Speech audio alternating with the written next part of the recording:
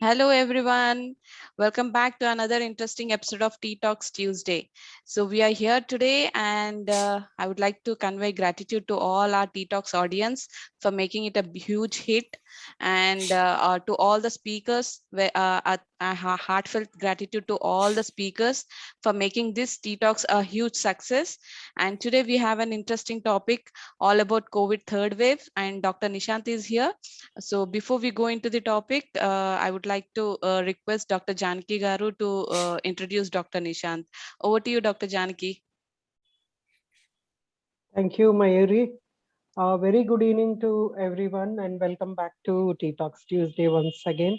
And today's topic is very interesting topic, that is myths and facts about COVID third wave. So all the questions that you have, please save them so that we can ask Dr. Nishant about it.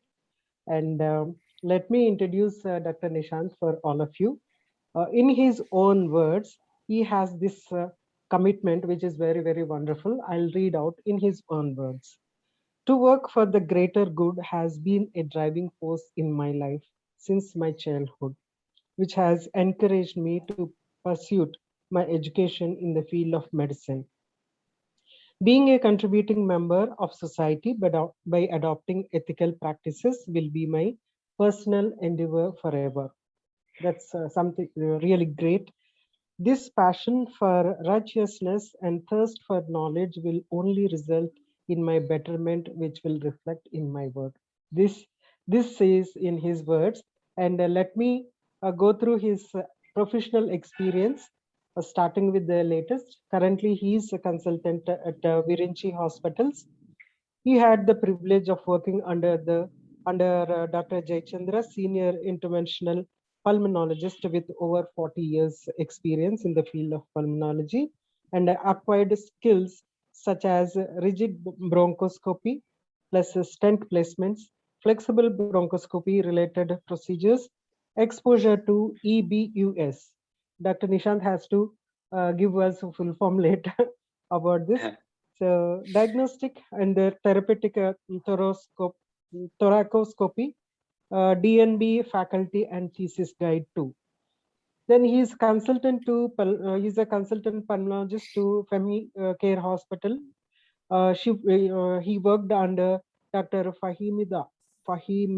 Okay, Dr. Fahimida, who is a senior gynecologist, over 35 years experience in the field of obstetrics and gynecology and management of gynecological TB and management of pregnancy-related respiratory problems, and published an article about H1N1 in pregnant women in National Gynecology magazine.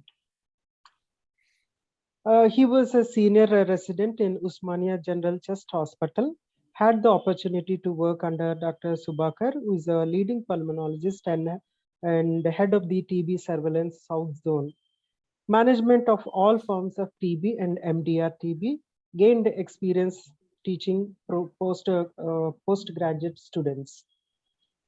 He has numerous publications to his credits.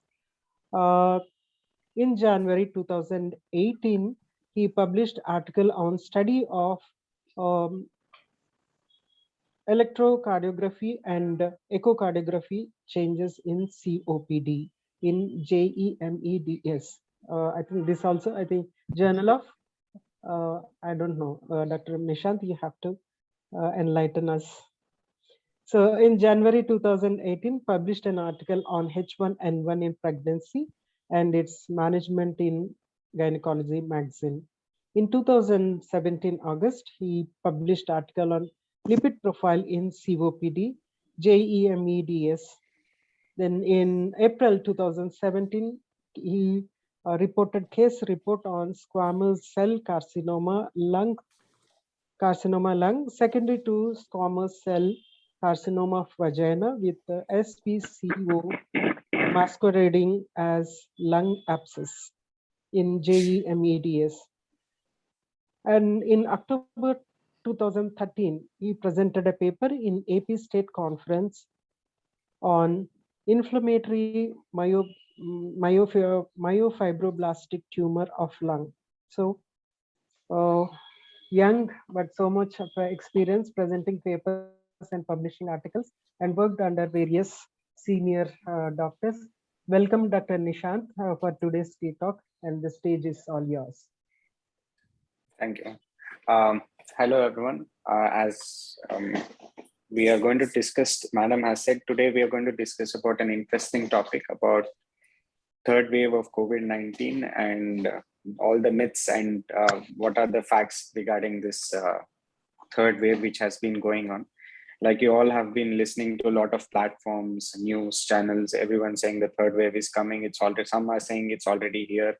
Some are saying that it will be far worse. So now it's time to separate the facts from the myths. So let's see what actually third wave is in store for us, and we'll start and analyzing ourselves, looking at the data that is present throughout this year, from the starting and to the case loads that are there. We will analyze each one and see where we stand with the third wave. So basically, before starting off, we need to know what actually a wave is. A wave is a vague generic term. There's no textbook definition as to what a wave is. So basically, it's a graph on which the number of cases rising and falling is plotted upon. So the case rise is usually plotted as a peak, that there is a high rise in the wave, followed by a plateau or a lull, where there is the cases are constant, and there is a fall in the number of cases, which is represented by a decline. So these ups and downs are represented in the form of a wave on the graph when plotted, and it is hence described as a wave. This has been used not just now, it's been in use since the time of influenza, H1N1 and all that. So the waves are commonly monitored and usually are seasonal. For example, like influenza and all, which are seasonal infections, they have a wave which comes and goes. So the waves are monitored on those bases. So coming to COVID-19, so how do we identify whether there is a wave or not? So we look at the national data as well as the regional data across the smaller regions in the country. And then we start to analyze where we stand as per the wave is concerned. So how do we know when third wave is hitting us? So it's quite simple. First, you look at the national wave patterns. As per the national wave pattern, it is a contributory of all the states and all the rise and fall phenomenon in the states, and together which contribute to the national wave. So the national wave is just generally monitored based on the total collective data of all these regional states. For example, if you take in the present scenario in 2021, you have been having certain spikes in states like Delhi, you have been having spikes in Mumbai, Pune, in Kerala, in some states of some districts of Andhra Pradesh, Amravati, and all those places. We have been having spikes of cases, but all these spikes are not significant enough to contribute to the national rise in the wave peak in the surge in the cases. Though there are many spikes in this case, the regional thing, but they are well contained and limited to a certain geographic area.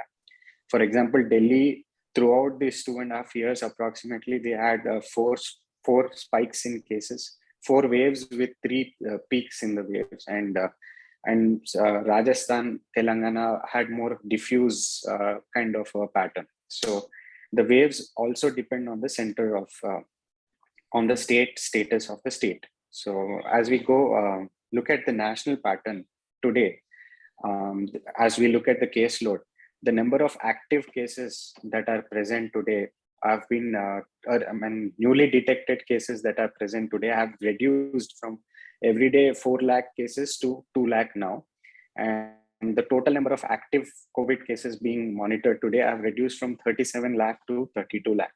So in spite of the spikes in various states, the number is continuing to fall. So as per the national data, we are more into an endemic phase of the disease, which is still severe, but more manageable than a pandemic state. So this brings us to the question, is the third wave inevitable? Are we going to see a third wave very soon? But there is a distinct possibility that we may see a third wave. but the scale and the magnitude of the wave cannot be predicted. We don't know how severe it is going to be. We don't know whether it is going to cause a lot of people to rush to the hospitals, but it cannot be predicted. It mostly depends on how we as people heed the warnings given to us, how we follow the isolation protocols, how we follow the safety precautions that have been dictated to us from the health officials and everyone. Basically, there are two ways in which people respond to all the warnings. Because it's been 2.5 years, most of them are tired of sitting at home and being in the lockdown for such a long time. Most of them become numb to the warnings. They start living their lives like normally, as if there is no COVID at all. Or they can or they become more paranoid that third wave may hit, and they lock themselves up in rooms and they sit. If anything, second wave has taught us that it is better to be paranoid and protected than go as if there's no COVID at all. So going by these facts, there was a lot of doubt saying that third wave, a lot of media and all was saying that third wave is going to be very severe. It's going to hit a lot of people. It's going to cause a lot of hue and cry among the population because second wave was also severe. So how much truth is there to this is what we need to analyze. Let's look at the facts before we analyze whether the third wave is going to be as strong as the first or the second wave. We need to analyze the facts that are in front of us. Historically, this, like I said, the waves have been plotted from before for any seasonal infections like influenza and all that. And it is believed, as per the previous infections, that the second wave is usually weaker than the first. So usually the first wave is the strongest of all. But as in COVID, this theory went for a toss because the second wave was very deadly. It caused a lot of havoc, and the medical fraternity was overwhelmed with the number of cases that were going up. So why did this happen? When we look at the first wave, when it hit our country, we had stringent lockdown measures. So the normal population that was exposed to the virus was quite less. And as time went on, we saw that the caseload was going down, and it was a false fall in cases, and the lockdown was lifted. Once the lockdown was lifted, there was a re-exposure, and a lot more of the population got exposed to the virus, and that led to the second wave. And the second wave was very deadly, as in most of the population was infected. Many people were exposed to the virus, and a lot of loss of life and everything. So based on what has happened and transpired, people started expecting the third wave to be more severe. So what is the truth? What is the fact to this? Well, looking into all the data and epidemiological studies, we know that the third wave is not going to be as severe as the first or the second wave. The reasons are very simple. If you see that the number of people that are exposed to the virus in the second wave was quite a lot, and there was 4 times more positive rates than the first wave in the second wave. And there were a lot of unconfirmed cases, that people who are symptomatic, suspected to be TB, but still RT-PCR negative. So there were a lot of unconfirmed COVID positive cases, which were also there. This led to a lot of people being exposed and herd immunity among the population. And also the vaccination program, which has been going quite successfully in our country, has almost immunized most of the population by now. And this is giving a beneficial effect in a lot of cases. So all this combined gave a lot of herd immunity, and some amount of immunity is present in the population today. So the third wave is unlikely to cause any severe effects like as in the second case. Though there may be isolated events, it may not be as severe. There is a rare possibility that if, because of this vaccination programs and everything, the virus may be forced into adaptive change. And if it undergoes a genetic mutation, like all viruses do, then we may have a surge in number of cases, but unlikely to be as severe as the second or the first wave.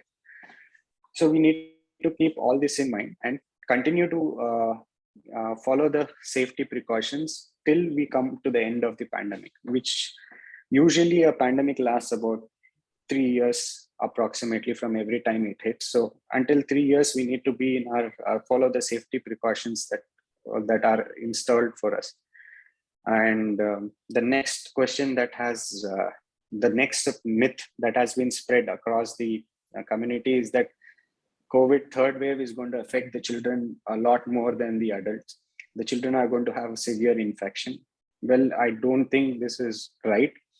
And the fact is that there were a lot of studies conducted in AIIMS New Delhi and various other places where it showed that the children's up to the age of 12, the immunity of children is quite good and their immune system is quite robust in defending against COVID-19 infection. Most of them don't even realize they have a COVID infection. It is just like a passing cold or cough, and they usually recover within a few days as with regular supportive medications.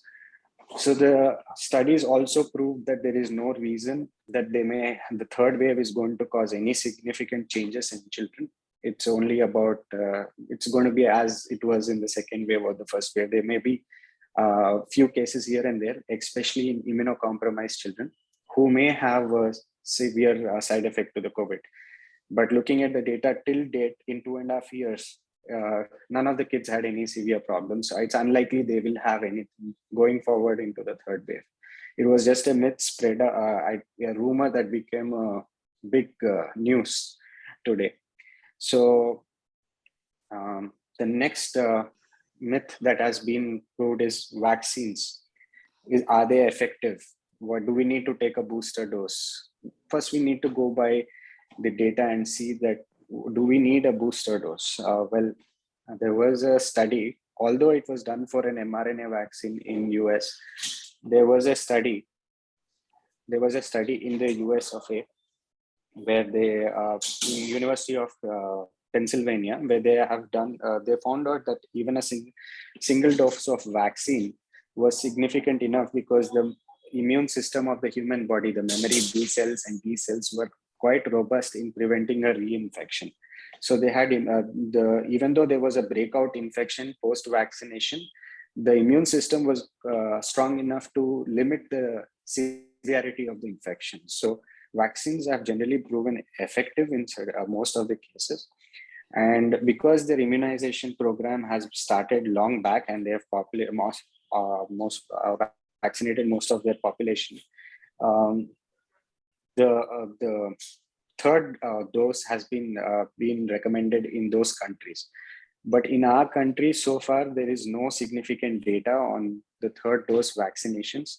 We have to go by the fact that our immune system is quite competent and can resist this breakout infections even after vaccinations. Because in the ICU clinical setup, we have seen that most of the people who are vaccinated well, very rarely land up with severe problems in the ICU. Even though they have a breakout infection, they are not very severe.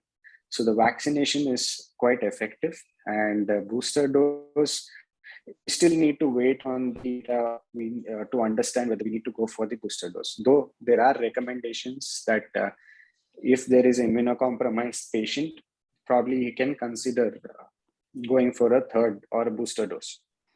So far, none of this have been proven effective. So let us just wait and get enough data before we think about a booster dose right now. So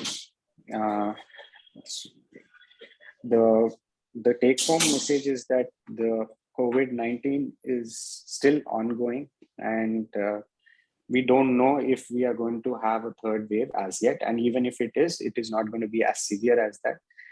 But that only will happen if there is a mutation of this current strain. Right now, we are all facing the Delta variant, but if there is any further mutation, only then we will see the surge. For a wave to increase, there must be enough susceptible population, that is fresh population. But as we saw in the second wave, a lot of people were infected. So unlikely we are going to see any major changes going forward into this pandemic. We are at almost the end of the pandemic, at the end of 3 years. So this, in a way, we are going to see more frequent infections and out here and there sporadic infections, but not like what we saw in the beginning of the pandemic. So COVID is not going to go anywhere. It's going to be with us. It's going to be like a regular infection or flu. Maybe we have to continue to take vaccines with the change in strain every year.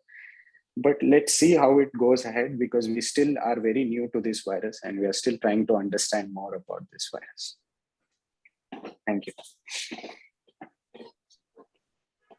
Thank you, Dr. Nishant. Any questions? Anjali? Yeah. Hi, Dr. Nishant. So I've been working with the long COVID physio worldwide. So I'm part of the long COVID team worldwide.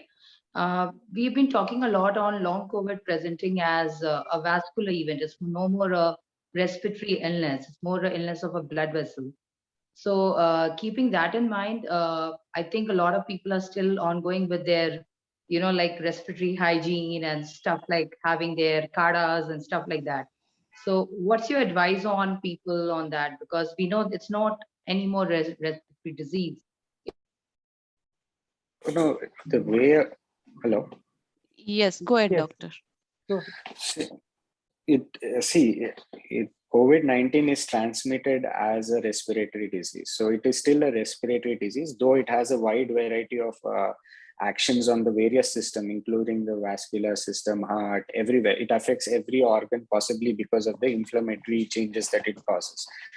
So the primary method of prevention is starting from the respiratory prevention, though there are a lot of traditional methods available, but none of them were found effective in preventing COVID. There was a lot of news on taking vitamin C, which may prevent this, but none of those were effective. There is vitamin C or CARDA or any of this have proven non-beneficial. So some people follow it because it's a tradition, but scientifically looking at these things, it still has no role.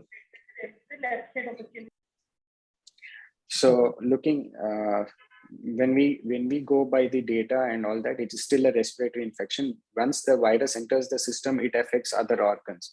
So we start at the start where it we stop the prevention of the virus spread, and then we prevent the other systemic involvements, whether it be vascular or thing. Vasculitis in COVID-19 is a phenomena because of inflammation. It's a related thing. Prasanna is asking. Yes, doctor. So Prasanna is asking, please advise about the vaccine for kids 2 to 10 years, as is vaccine is ready or not. And already some of the doctors have advised and we have vaccinated flu vaccine for young kids. So still we need to go for a vaccination or not? See, the vaccination for children has been started already from the age group that their younger people are also been approved of vaccinations. Like I said, there is very less risk for the children under the age of 12 years. There is no data proving that they have got any severe, except if your child is immunocompromised, you can consider vaccination. Although the newer concept that is coming in is that some immunity is better than no immunity. That is why vaccine has been advocated in COVID-19. It's quite safe, tried and tested, trials have been done. So you can go ahead with the vaccine. There's no harm in that. You can find out from your pediatrician in the nearest hospital. They will go ahead with the vaccinations for you. Okay. So even after taking a flu vaccination too? Flu vaccine is separate from COVID vaccination. They have to take both the vaccinations. Great. Okay, doctor. Yeah, audience, any doubts, any myths with regards to the COVID third wave? Dr. Nishant is here. You can just post your questions and get your myths clarified. And it's a thank you from Prasanna. Yes, Dr. Janaki. I've seen quite a few deaths post-COVID after they recovered and it is a negative. Just before getting discharged from the hospital, what could be the reason? They say it is post-COVID complication. What is post-COVID complication? We have also seen a lot of deaths, especially in the second wave. It didn't happen as much as in the first wave, but the second wave was quite different, where we were about to discharge a patient when they just collapsed on the bed before they were discharged. So most of them had a myocardial infarction, or MI, which we say. It's a myocardial myocarditis was the cause for most of the causes of death. Most of them were asymptomatic, but suddenly they collapsed. And this happened in young people as well as the elderly. It spared no one. So finally, the conclusion was there was a myocardial event which caused all of this. So it's a myocarditis which, in spite of all precautions, we couldn't help. This is very select group of people. It was not among a lot of people, but the very select group of people had this. We still don't know the reason why this happened, but we are taking all precautions to monitor everything before we send a patient home. So we're keeping patient completely at rest and seeing his vitals, monitoring his BP, monitoring his ECG. If even a single complaint is taken very seriously, even if he complains of a slight tightness in the chest, we are monitoring it via ECG. And like that, we were able to pick up a lot of cases where they were impending myocardial infarction, and we were able to handle it.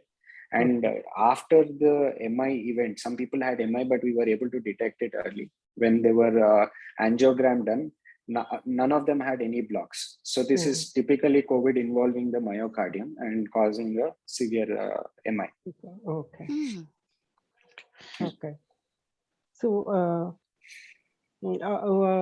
anything is it related to long being on ventilator for long time and then recovering, and then I mean, most of the cases are like that. Yes, ma'am. What we realized is some people who present with severe damage to the lungs, where there is a heavy CT score, it is better to start early mobilization. If you're seeing that the patient is going for a long haul, that we can, by clinically looking at the patient where it is difficult to wean them off, it is better to go with the higher nutritional support, like giving high protein diets, immediately introducing high protein diets before it's too late, and start off with physiotherapy and probably think of a tracheostomy if he's on a ventilator. But high protein nutrition and physiotherapy combined may prevent the patient going into any muscle weakness going forward, and like myopathies, critical care myopathies and all that, you can be avoided with high protein diet and adequate physiotherapy, provided you know which patient is going in for a long haul. Of course, the doctor will advise on that, right? I mean, based on the case, they might give the advice to the dietitian. Is TB one of the post complication of COVID? No, very rarely we have seen anything, but because of the abuse of steroids and all that, some people, we have seen very rarely that 1 or 2 cases we have seen where there was reactivation of an infection post COVID. But other than that, we have not seen much of TB that has come because of post COVID as a complication. The next question, not related to COVID, but related to TB. You being pulmonologist and you are here right now, so we'll take advantage of that and ask this question. Now once a person gets a TB, then it remains and the person becomes normal. Again, after how many years can we expect reoccurrence, will they be carriers for others? Can they be in kind of basically in a food industry? So if they are carriers. TB, see, the recurrence of TB is a thing that is based on the personal immunity levels of the patient. So if the patient, once he had TB, if he is able to maintain his immunity via health, via controlled diabetes, doing regular exercise, healthy nutrition, he's unlikely to get tuberculosis anytime in his life, once treated properly. If improperly treated, if inadequate medications were given, were a lot of faulty treatments, or if if he has stopped the treatment abruptly before the course is completed, then there is a possibility of reactivation.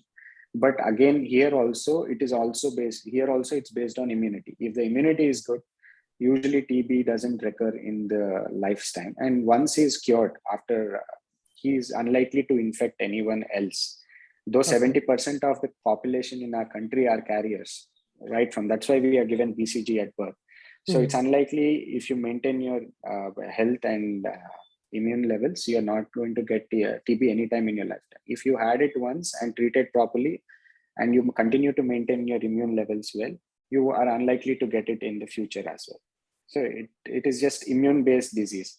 Once your immune system goes down, it crops up. They can be in any industry. That's not a problem.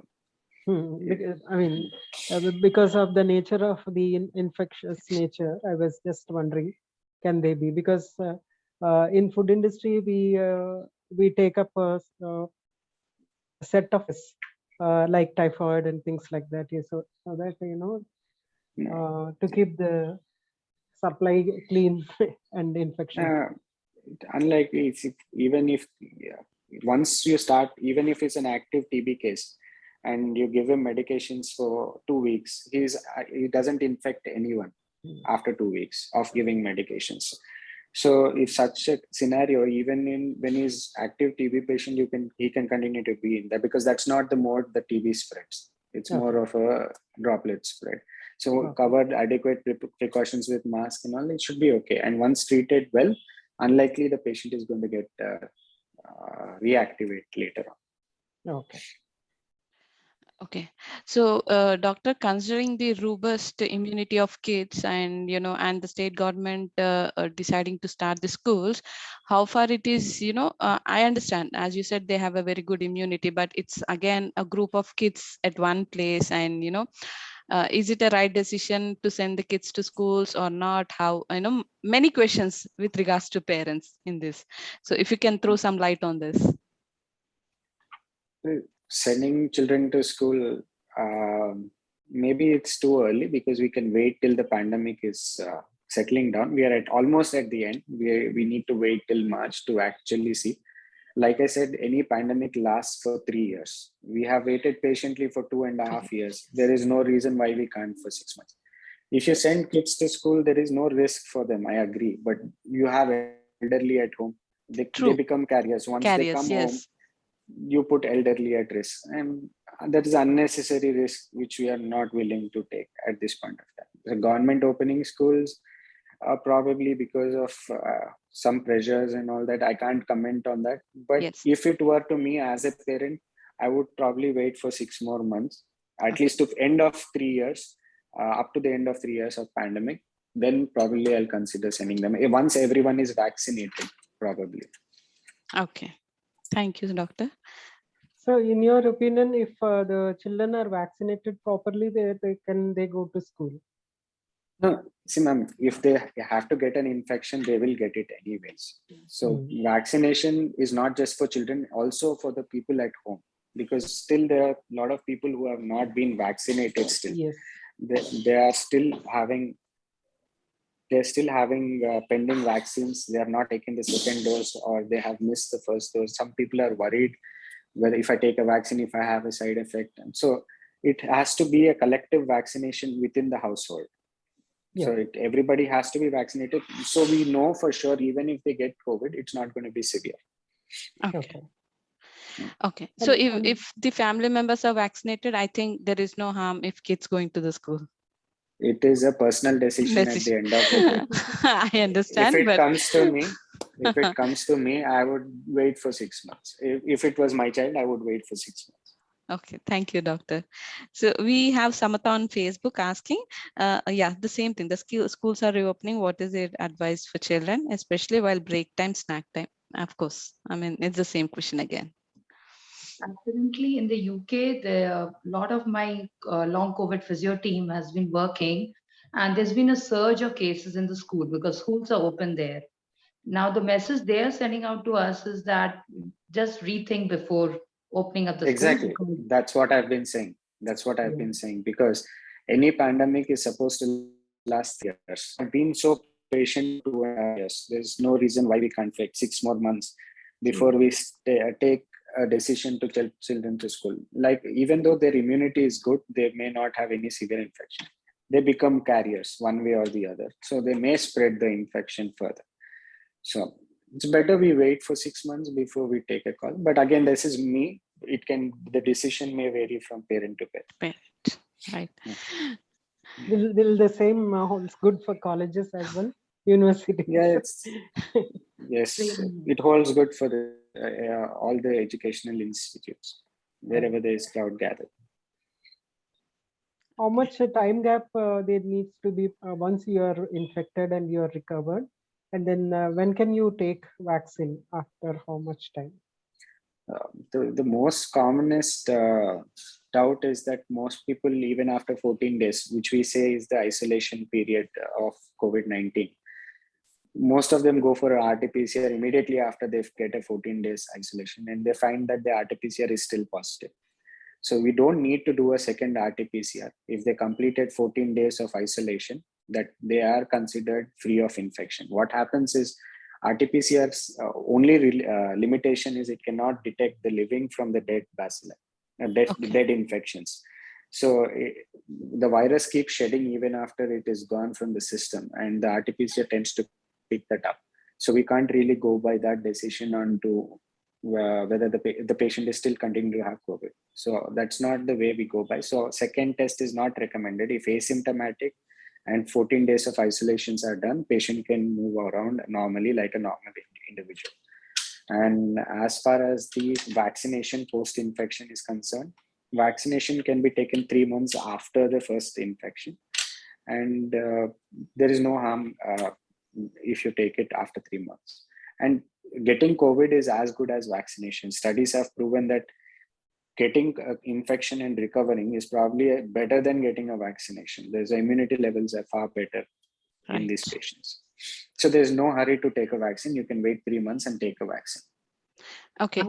And what about the cases, post-vaccination of both the doses, people who are getting exposed and getting the COVID positive? Does that can happen, and how it is?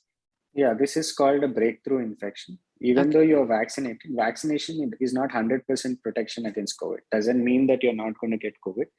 It just means that you have been primed with the viral strain. And so even if you're infected, your body is already prepared via the memory cells and B lymphocytes and T lymphocytes. Your body is already prepared to defend against the infection. So the severity of the infection goes down most cases. So that is the reason we can take vaccines. So you get breakout infections, but they are very, very like a seasonal infection. They go down very quickly. Okay. And doctor, about traveling, coming to the traveling, a lot of the airlines, when we are traveling to different countries, they are doing the RT-PCR test both while before traveling and post traveling and all. So what if they are going for a travel to some other country? While going, there is no RT-PCR is definitely negative, but while coming back, if the RT-PCR by any chance, if it is positive, so I mean, vaccinated and exposed to let's consider this scenario of, they have taken vaccination and they are exposed to they got COVID, and now they wanted to travel, and now while going it is negative, and when they are returning from the other country, if it is positive, so is that is a scenario which we have to worry, or is it okay? They may turn positive, may not turn positive, but if it is positive, and like you said, if they're fully vaccinated, they have nothing to worry. Nothing to worry. They have to follow the isolation protocols and everything. If asymptomatic, they don't need any treatment. But if they're showing symptoms, they need treatment only for the symptoms. You don't need heavy medications and all. Okay. So generally, you treat it like a regular flu, unless you see that the blood parameters or investigations are showing something high. Then we need to see a doctor or a physical checkup. Otherwise, regular protocols of isolation and home treatment is good enough, even if positive while returning. Okay. And there is no mutation in the strain as yet. We still are in the Delta variant. So if there is mutation in any other country and the person is returning from that country, then probably we need to be very careful. Okay. In some countries, like in some parts of China and UK, there's a lockdown currently going on. So is it the same strain, or is it a different? It's the same strain. It's the same strain. There may be small changes here and there, but it's the same strain overall. So we have to wait and see if it, like I said, it's a distinct possibility of the third wave, but we are not really in that, we are not really there now, because the cases in our country are going down significantly.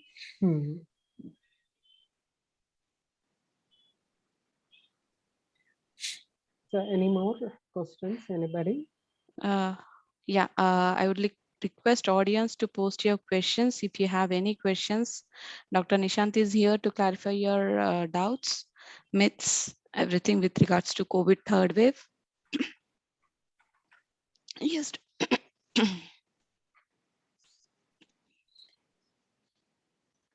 Yeah, and as of now, no questions, doctor, from audience. Okay, so shall we close now? I think we are good to go, doctor. Okay. Yeah. That's a very kind of you, Dr. Nishant, to come spare your My time. pleasure. We are a busy schedule. So thank you so much, and we look forward for some more in future, if possible. Sure. So, Sure. vote of thanks. Yes. Yeah, I'm honored to give this vote of thanks, and I thank Dr. Nishant for being here on Tuesday Tea Talks, even in spite of your busy schedule, for being here and enlightening us with all the myths and facts about the COVID third wave. It was a great session. Thank you so much, doctor. Thank you for My being pleasure. here. And thank you, audience. My pleasure. Yeah, thank you everyone. Thank you. Bye-bye. Yeah, thank you all. See you next Tuesday, same time, same place. Bye for today. Bye-bye.